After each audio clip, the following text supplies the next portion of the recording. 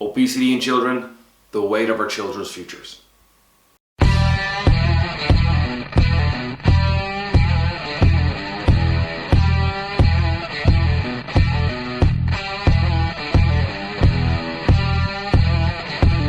You're listening to the Live, Live, Play podcast.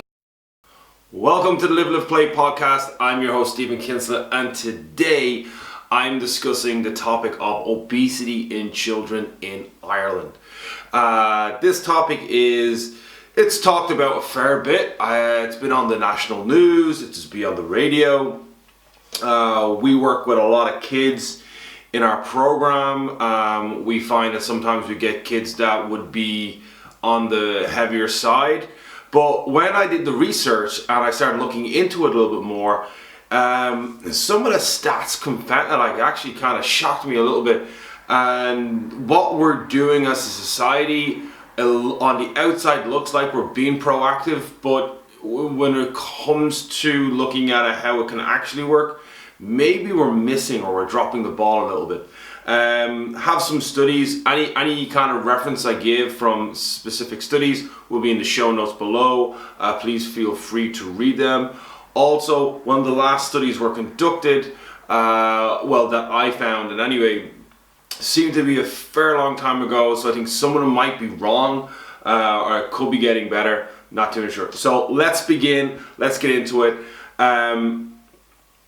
Even with the growth of all the activities in Ireland for kids, schools have bigger initiatives.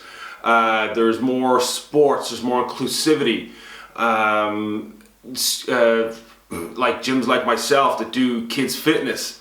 There's like jump zones and skill zones. There's actually more productivity, more availability for kids to do more activity, but yet our nation is getting bigger and our kids are getting bigger.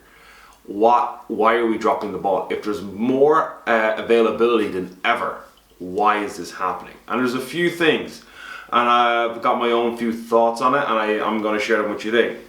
So I'm just going to read out some stats that I've seen, that I've read about. So these are the stats from the HSE report, a survey done over many of years between the findings over 2008, 2010, 2012, and 2015.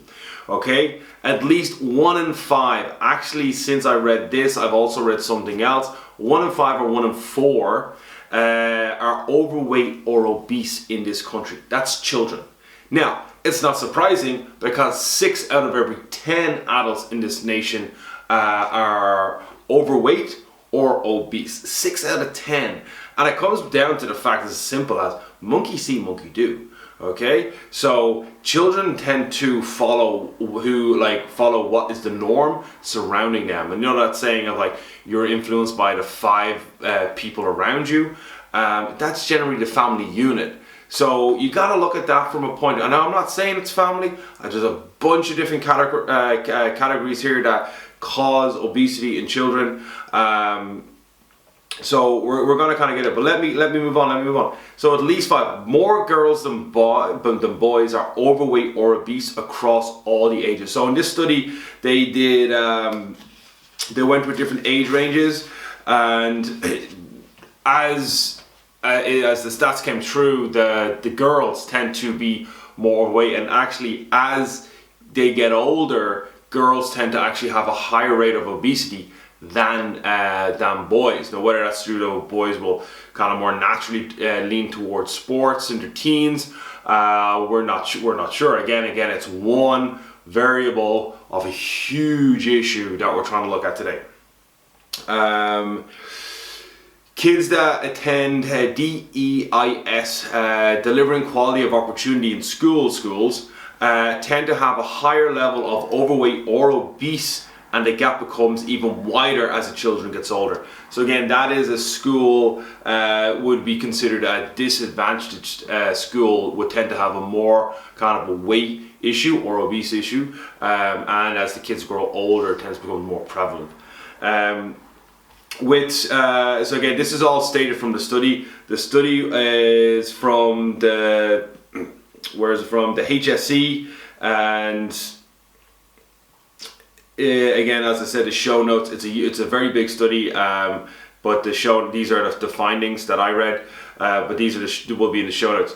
So, with the ever-growing convenience of life, food, and general activity, it was no wonder this was going to happen. The adult nation is getting bigger. 6 out of 10 adults are overweight or obese, so it makes sense that our children follow suit. Again, as I said before, monkey see, monkey do.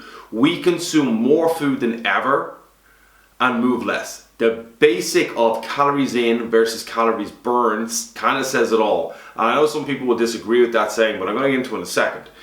Even if food had not been increased, the lack of movement has been reduced. So here's my point. This is something I was speaking to a parent about before. We as a nation, and as a race around the world, apparently in the Western world, we are moving less. And even if you consume the same diet from say 10 to 20 years ago, where there'll be more than likely less processed food in the household diet, even if we're consuming that diet right now, we are moving less. So if you're still consuming, we'll just say 2,000 calories a day. We're just, for argument's sake, we're just doing these numbers. 2,000 calories a day, and we are moving less. I'm burning about 1,500 calories per day, or even 16 or 17. That compounding effect over years is going to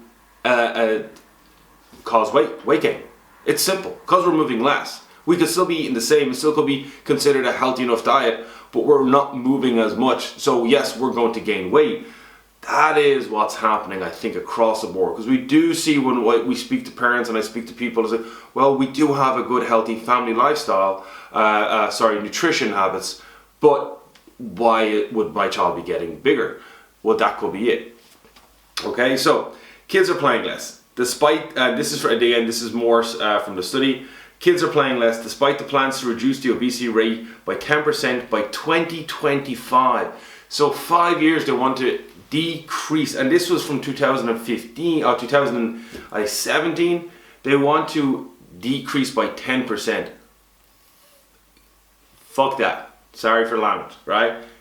Get rid of it straight away. Put in the initiatives, put in the work, put in the education. That is downright lazy. 10%, 1 in 4. Really? Your children? Come on. Let's kind of move on from that, will we? Okay. So again, this is more speech from. This is kind of what their plan of action is and how they can do it. And the plan of action comes across really good, but it's leaving out some things. Well, in my opinion, they're leaving out some. So obesity policy and action plan required across multiple sectors, including actions such as reformulation of food products to reduce sugar, fat and salt levels, reducing exposure to marketing and promotion of foods high in fat, salt and sugar, fiscal measures such as proposed sugar tax, and increasing access to free drinking water in schools. I'm sorry. Not once did it mention education of the child on food. Not once did it mention activity of the child in food. Not once did it mention the parents controlling the food that comes into that house. Education. It just says what we will look to do. They're going to stop marketing? No, you're not. Marketers will find a way. You're not going to stop marketing. And here's why. Because there's too much money. You put a sugar tax on, bigger companies are just gonna go all in and bite all that market up. That's the way it's going to work. It's very simple. Here's then the 6 steps that they're saying to for the households. Right, reduce portion sizes. Very good. Not necessarily need to be eating less food. As I said, it could be more of an activity issue because you got to look at all the variables. I think each individual problem or each individual kid will have a different aspect or a different approach. Manage treat foods, not every day. It's not a fucking treat. Again, language. It's not a treat if it's every day. It's a habit. I say this to my adult clients. It's not a treat if it's every damn day. People, seriously, if it's every day, it's not a treat. It's habit. It's breakfast. I have breakfast every day. It's not a treat. I like my breakfast. It's not a treat. going out for breakfast once a week, or going to a nice restaurant for dinner, or treating yourself to something once a month, that's a treat. If you're allowing your kid to have chocolate every single day, or ice cream, or something along those lines, that's not a treat. That is habit. That is you. Change it. Oh, my child will go mad. You're the adult. Let's be honest. You're the adult. You control the room. Replace sugary drinks with water. I get that a lot of kids would drink like Monster and stuff like that. I don't think Monster should be sold to anyone under the age of 18. I really don't. I don't think they should be drinking that stuff. It's not good for them. They don't need it. They don't need that caffeine kick at all. Make being active fun. Yes, the one thing I do really agree with. You gotta make activity fun. Not all kids want to play team sports. This is going to be another podcast I'm going to talk about kids and sports, playing and activity and strength training and all that stuff. But making active fun. That is huge, and that can be a parental thing as well. Parents can help out there. Have less screen time, 100%. We got to use our imaginations more. We got to kind of switch off from the grid or unplug from the grid, 100%. And encourage more sleep. That is a big one. Sleep plays a very big and important part. But again, some of these things can be done. They can be implemented straight away. Some of them can. And then it goes on to looking at the different kind of age groups, or like, for instance, they say class sizes. So 21. So this is schools. Okay, so the disadvantaged school has 21% versus 16.5%. The DEIS school, sorry, for first class. That's the difference between obesity rates. In kids that are in fourth class, the DEIS schools are 30%, and again, other schools are 18%. And then in sixth class, it's 32%, where the obesity rate has grown, and it's 18.4. So you can see there is a separation. I know I kind of went from one topic to the other there, but like it's crazy. It's absolutely crazy to see. I'm just gonna have some of my coffee.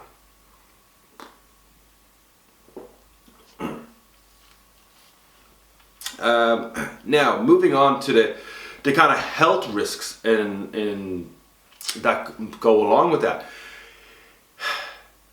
There is all sorts of problems that will come from having being overweight or obese. Now, let's clear one thing before we get into this. This is not fat shaming. Before, because we hear a lot about it now, it is not fat shaming. The health of a child is optimal weight, is optimal muscle density, bone density versus body fat on their body. A child that would have more weight on their body, or is considered obese or morbidly obese, that is not healthy. Okay, it is not healthy, and it's not putting them down. It's trying to educate them that we need to change, and we are all dealt a genetic lottery. I was an overweight. I carried weight when I was a kid, and I was a bit of an overweight teen. I then exercised my ass off to lose weight, and I grew at the same time, and I lost weight. I have a body type that would gain weight naturally if I didn't exercise and watch what I consumed. My brother, on the other hand, doesn't really have to do that. He has the genetics that burns energy quicker, and his body type just processes food better. That is the way it is. I can't give out about it. Well, I can, but there's no point, because nothing's going to change. When it comes to kids, there is different kids, and some kids gain weight because of inactivity. Some kids gain weight because of food choices. Some kids are naturally, they might be born with a thyroid problem. There's no such thing as big bones, okay? It's not the bone. If you had gigantic bones, you would be a monster strong. Okay, it's not that. If your kid is carrying more weight, there is an issue there. And here's the direct fact. Now, the research states a lot of stuff, but if you were the parent and you have all of that processed crap in your house, and you do takeaways a lot, the onus is on you to change that. Okay, and you can't give out, you can't say it's the government's fault, it's the advertiser's fault, it's this. if you're going to be a parent, or if you are lucky enough to be a parent, it is your responsibility to act like a parent, not like their friend. Don't mollycoddle them. Teach them that health is their wealth, and that moving forward and having a good lifestyle and being active is pretty much why we were put on this planet. And that's just my 2 cents there. I really think, and I really feel strongly. If you disagree with me, I'd love to hear your comments. Again, I won't tolerate any negative or ranting comments, but I'm open to speech and having a conversation about it. And if you wanted, I'll put you on the show. But moving back, we are going to take a quick 2-minute break just while I change batteries, and we are going to be back in just 1 second.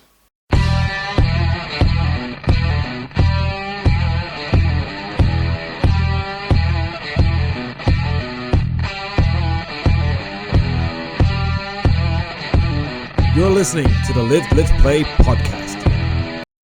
And we're back. Okay, so I hope you like the new intro music. I think it's pretty cool, but that's just me. So back to the topic at hand. Moving on into what the research on kind of the health risks and some of the health risks that come with having excess weight in your body, being categorized in the obese category, especially in children. So, and this again comes from the Irish Heart Foundation, irishheart.ie. Type 2 diabetes is generally something that is actually something that is kind of self-inflicted through bad diet over a course of many, many years, and generally happens to people in their 40s.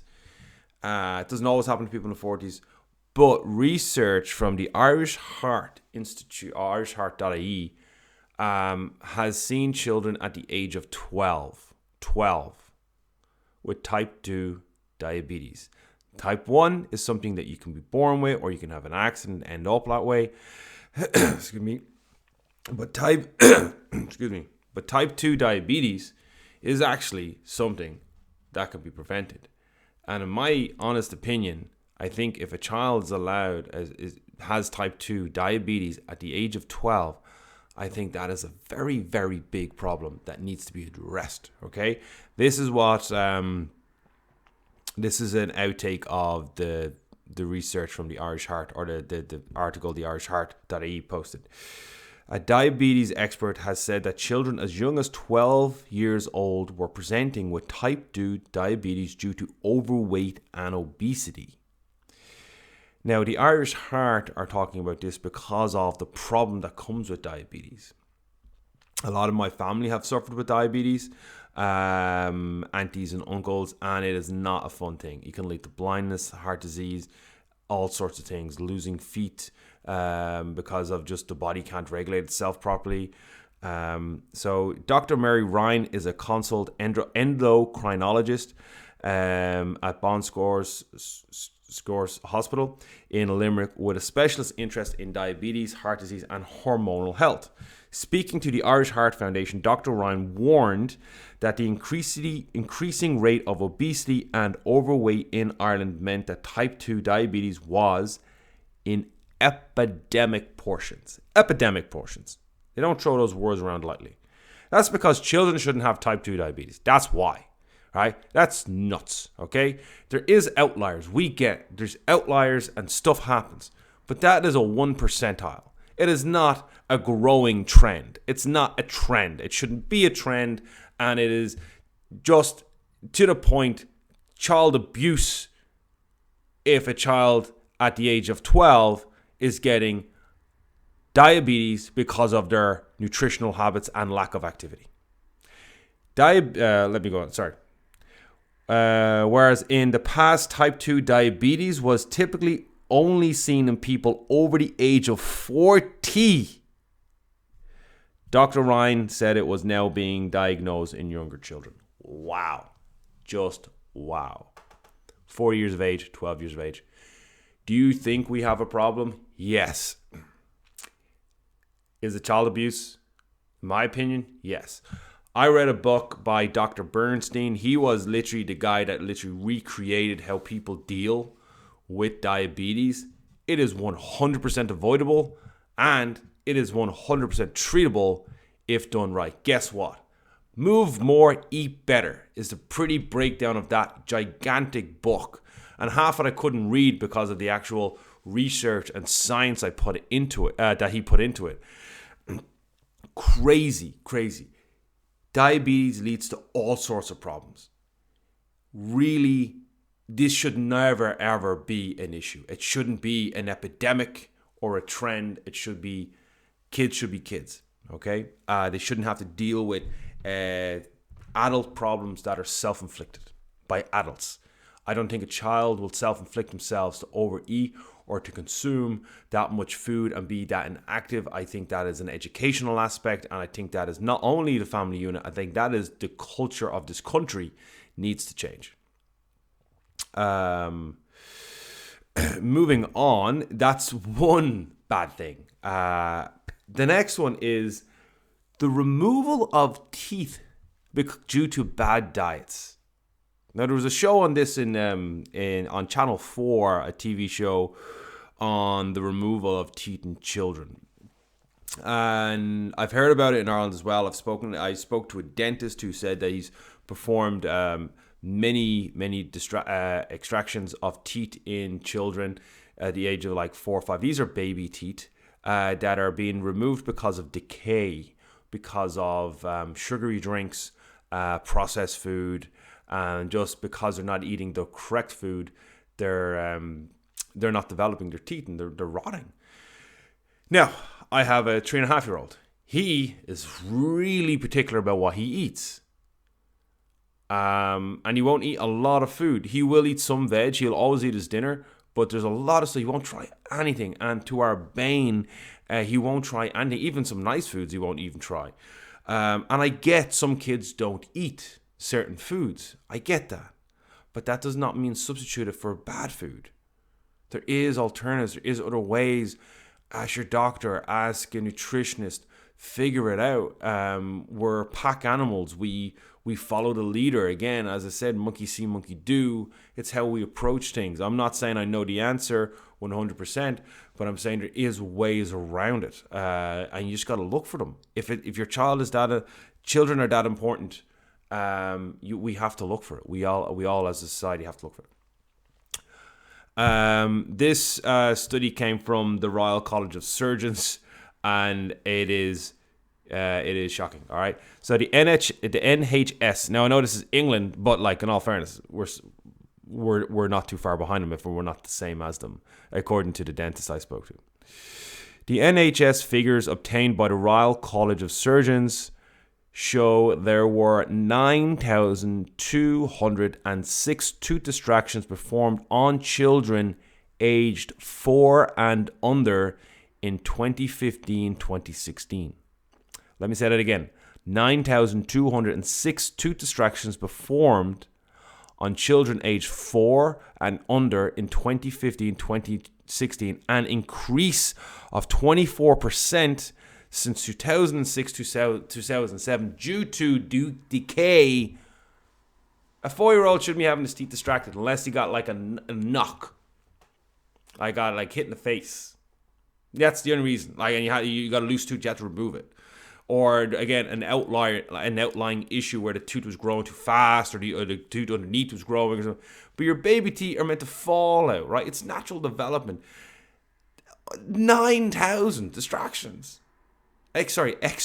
not distractions. Extraction, guys. What? I'm like, what? Crazy. I'm just like, I'm baffled. I read more into that. I didn't write down here. But I read more into that. They have done extractions on children aged 1 years of age, barely getting their teeth due to decay. That isn't the child's choice. That was not the child's choice to consume whatever food it wanted. That is a serious thing, and that should be stopped. It should be stopped through education, and it should be stopped in the home. And you cannot put your hand up and say, I didn't know better. For your child's sake, you need to know better. Don't pass the buck. Don't pass the blame on the government or the marketing or anything like that. That is your child. You are responsible for that human life, and they should not be going to a dentist to have their teeth pulled at the age of 1, 2, 3, or 4. Again, I get angry about some of this stuff because I just think it's really people try and pass the buck so they don't have to blame themselves, and it's okay. It's not. Okay. So school activity. Okay, physical education. When I was in school, physical education was once a week for like 40 minutes. And pretty much you got to do what you want. In primary school, you got to kind of got introduced to some other things. Excuse me. But in secondary school, you kind of got to do what you want. And if you didn't want to do physical education, you didn't have to, unless you played a team sport. Now, there's a few things here. From people I've spoken to and teachers, some teachers aren't really interested in activity. So if you're not, and here's the thing, children pick up on a lot of stuff. And we say this about our kids program. We'll only hire a coach that is passionate about working with kids because we know our kids will spot if the adult is not interested in working with them or having fun or educating them, because children are very, very self-aware and they're very, very knowledgeable and they can figure people out very quickly. But when it comes to teachers, you might want to be a history teacher, geography teacher, or a Spanish teacher. But if you're not into fitness, kids will figure it out. So if you're not keen on being active, the children won't be sold on it. Okay. Now, I'm going to read through. I've downloaded the physical education mandate for schools, the teachers and the kids. I've perused over. I didn't go into detail because I kind of knew what was going on. It is very intensive, and it's there's a lot there. It is very it's inclusive for all children, but not all children are going to be active because naturally they're not coordinated. They haven't been taught how to jump or land or roll or tumble. And then if you're not very comfortable in your own skin doing movement, you're not going to want to be active, even if there's enough activity there. So I think what they're doing is good, but we can make it so much better and get that 10% down, actually increase that by about 40-50% by 2025 if you do it right. The Children's Sports Participation and Physical Activity Study in 2010 reported that 19% and 12% of post-primary school children meet the National Physical Active Requirements, and that was from Woods ETAL 2010. Now, I know that's 9 years ago, but that was the only study I could find from done on this. So that was 9 years ago. By the looks of things, because I put out a post to our members group and asked parents about their kids' physical activity rates, and there seems to be an awful lot. Like it's like at least 2 times a week they're doing extra activities. Because I asked the question, are they doing, this is what the school is providing, not extracurricular activities. It's not like I do this because I pay extra for it. It's what the Board of Education is actually doing for our kids. And it seems to be that kids are getting, well, the people that I've spoken to or that posted back to me, they're getting a lot of activity, but there still is a lot of, that's what is the requirement, but is it actually happening? Okay. And obviously I don't have the time to go around to every school and make sure it's happening. I would like to, but it's not. So what can be done here? Like, kids are moving less. Their natural ability to play is less. They're not able to coordinate themselves. They're jumping, landing. Here's the thing. You're not naturally gifted to jump. You have to learn jumping mechanics. And like one of the best games, and it was posted, is hopscotch. Hopscotch was one of the best games for learning jumping technique. You didn't know you were learning, but you were learning through hopscotch. Learning to roll, learning to tumble, climbing a tree, play. Statistically, and we're going to have Mickey Martin on our show, and she's going to talk about the benefits of play. But we learn more as kids, and even as adults, we actually learn and process stuff more through play.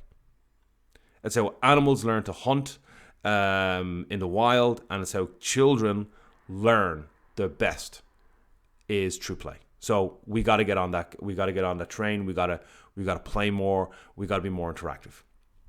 So what can we do as people, as a parent, You as a parent or as a teacher or as a health professional, what can be done?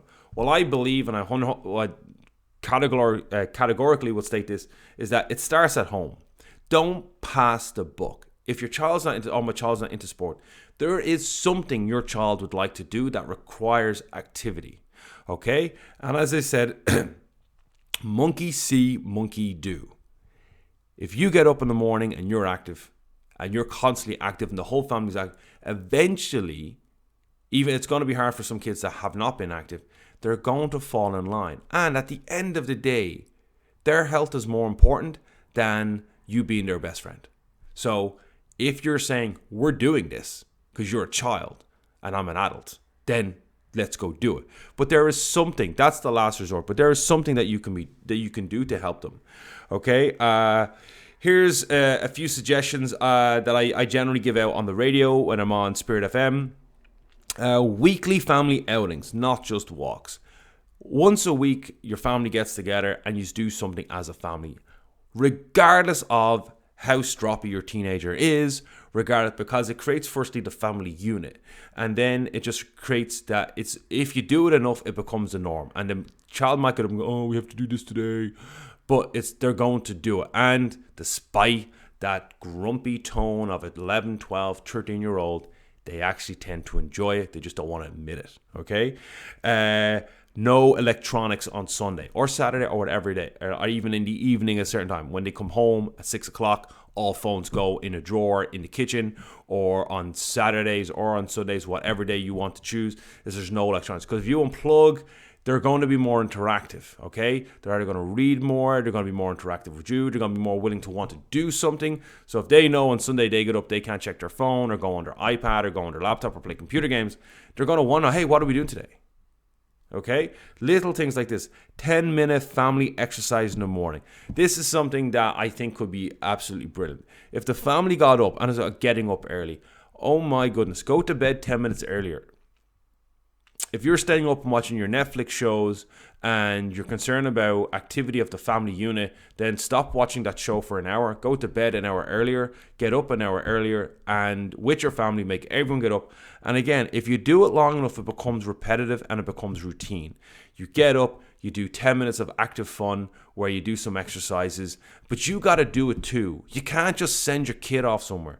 You as the parent got to be willing to do it. And it mightn't be fun and you might hate it, and you're an adult and you get to do what you want, and that's cool. But if you have a child, it's your responsibility to step up and help them if they need that. And even if they don't need it, it's a good way to build a family unit. Do some squats, some burpees, do some yoga, do some meditation, do something 3 times a week, and every time it's something different. Try something new. It's crazy, but it might just work, and it will bring you as a family unit closer together in the long run. Pretty sure. All right. 10 minutes of family exercise, I said. Play games. When was the last time you as an adult played a game? Kids love games. We learn the best through games. Playing games like Frisbee, even if it's just like board games, it's just activity, it's mental activity, it's good stuff that we can do. Climbing trees, like you could put in, even if you're playing a board game and someone loses a turn or something like that, like Monopoly or something like that, if they go to jail, do 4 squats, go to jail, do 4 burpees. It's even those little bits of movement regularly will 100% help the family unit and will 100% help that child. Okay, climb a tree. When was the last time you climbed a tree? Climbing trees is cool. I know with insurance and all that stuff, but climb a tree. Go to Glendalough. Go to your local forest. Climb a tree. Run around the woods. Like, just be outside. It's amazing. It just helps. It really does. Lead by example. You are, again, as I say, monkey see, monkeys do. You might get a t-shirt, monkey see, monkey do. Lead by example. If you're doing it regularly enough and you're making it inclusive and fun, and that you're not a disciplinarian to the point where you're saying you have to do this, we encourage people to do stuff. If you're not looking for perfection, you're looking for progression of the child didn't want to do it and now they still don't want to do it, but they don't give out as much. Those little wins.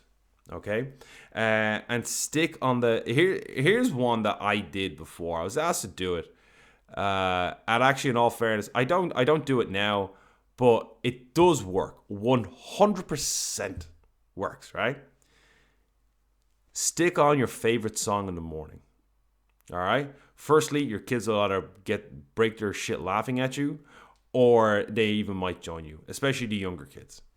I actually did this when I wrote this. I actually did this with my son the other night, and firstly, Susan thought it was hilarious, and my son joined in with me. Now he's 3, but it started like if he doesn't know that it's embarrassing yet. Okay, stick on the corniest song or your favorite song that makes you laugh, nostalgic or whatever, and dance for 3 minutes. Just dance. It doesn't matter if you're a good or bad dancer. Just move. There's 3 minutes of movement.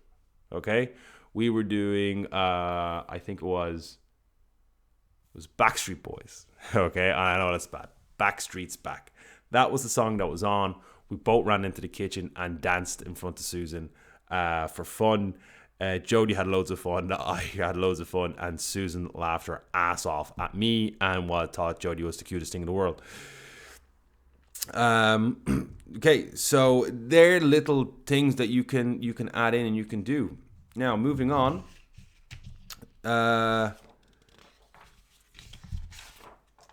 Child is not interested in sport. Now, this is going to be another topic that we're going to cover because not all sport is fun, and as we age, sport gets harder. And if you're not naturally coordinated, generally coaches tend not to want to work with you because they want the best players playing.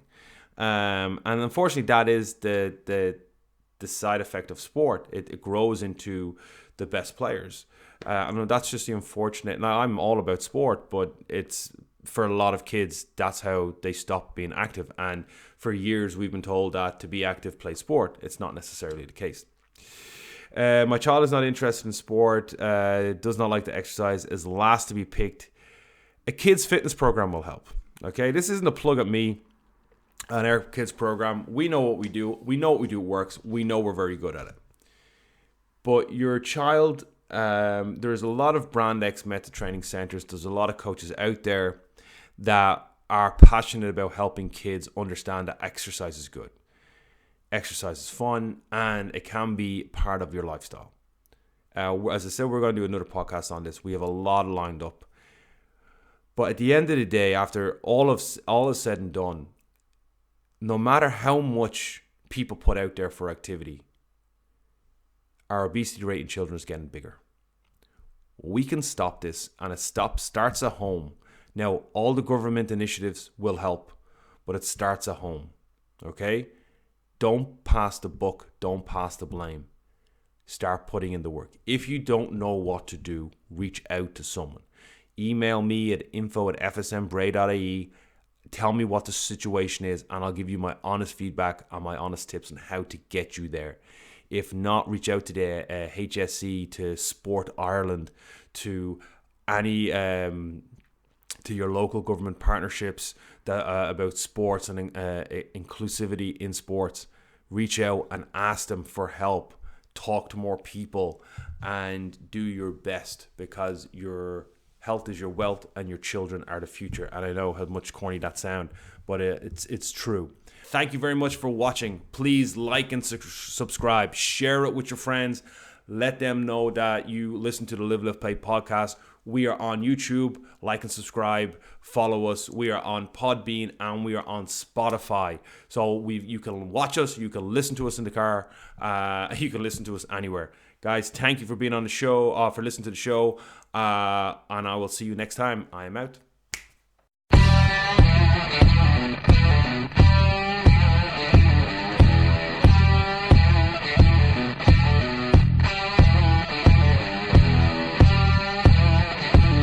You're listening to the Live, Live, Play podcast.